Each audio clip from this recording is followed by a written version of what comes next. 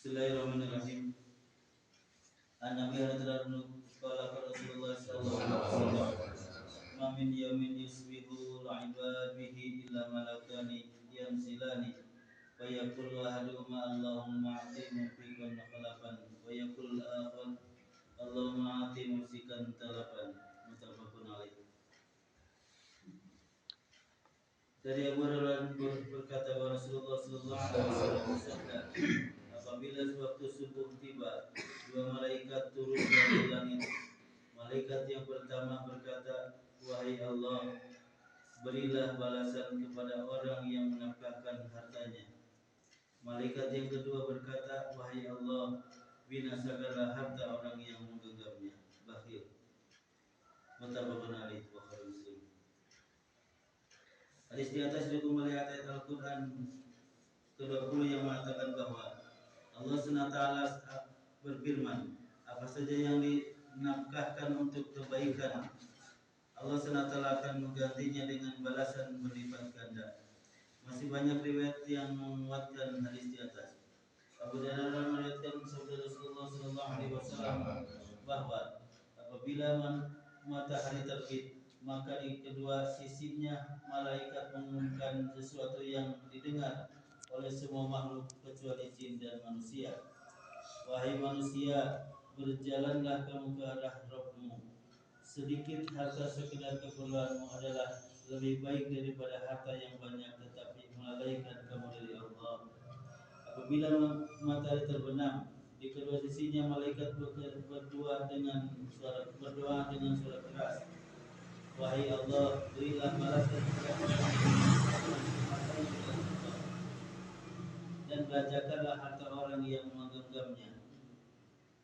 Dalam hadis lain menyatakan bahwa ketika matahari terbit, di kedua sisinya malaikat berkata, "Wahai Allah, berilah balasan kepada orang yang menafkahkan hartanya, dan bacakanlah harta orang yang menggenggamnya."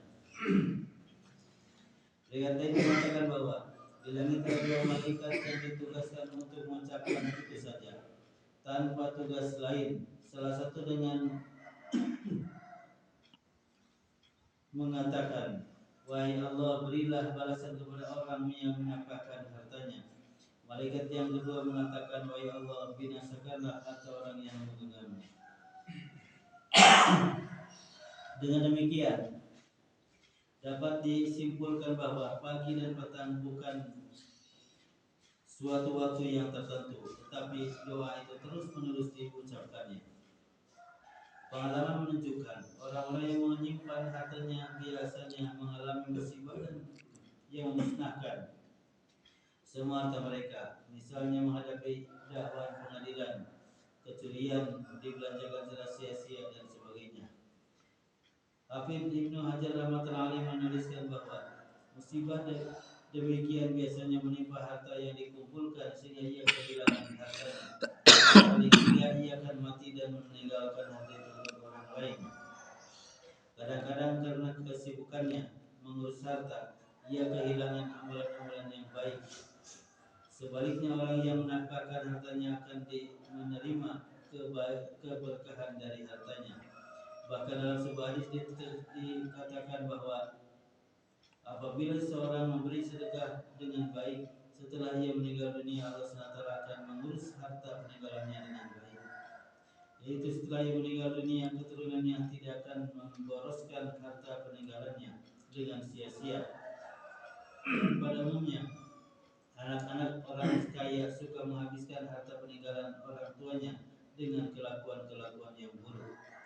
Imam Nawawi telah menuliskan bahwa pembelanjaan yang disukai adalah menafkahkan untuk pekerjaan yang baik, untuk keperluan anak istri, untuk melayani tamu, dan untuk ibadah lainnya.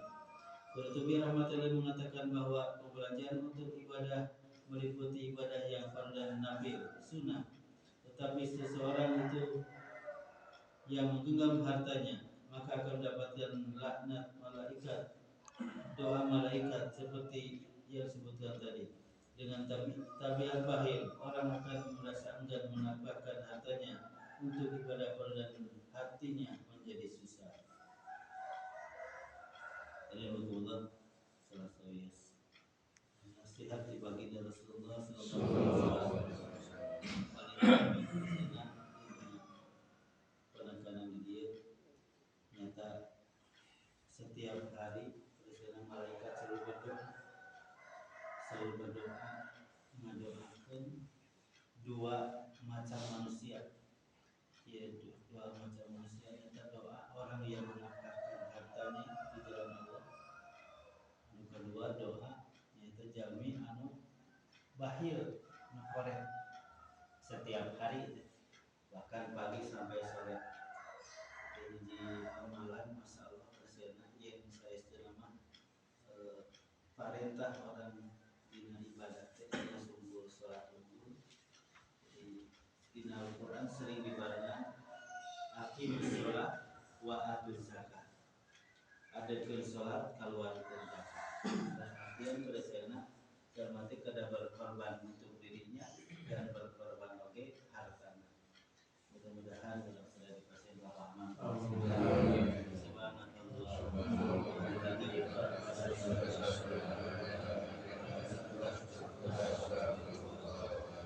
Assalamualaikum warahmatullahi